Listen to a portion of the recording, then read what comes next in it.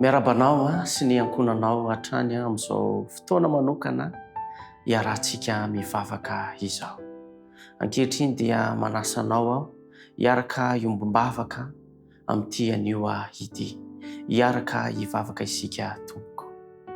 Andriamanitra tomponay, mpanjaka mpanjaka ianao, tompony tompo, Andriamanitra lehibe, Andriamanitra mamindrafo mamelany elokay tsiraray avy. Ankehitriny dia mangataka vavaka manokana ny ranabavy ny Irina Entsoa.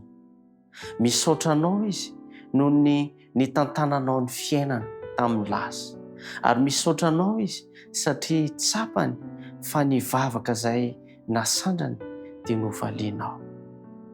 Misaotra raha io noho izany valim-bavaka nomenao izany. Ary ankehitriny izy dia mangataka indray ny mba hanana ny toe-panahy araka anao, hanana ny fifandraisana tsara sy etihety aminao, ianao any hanatanteraka ny sitraponao amin'izany ranabavy izany. Ka ho azonay antoka fa ahita fity aminao izany mpanomponao izany, ary hitari-dalana azy hatrany hatrany ianao, ary ho tsapany ihany koa fa hitarika azy ho amin'ny famonjena ianao. Amin'ny anaranao Jesosy Kristy no hanonona sy angatana ny vavaka. Amen.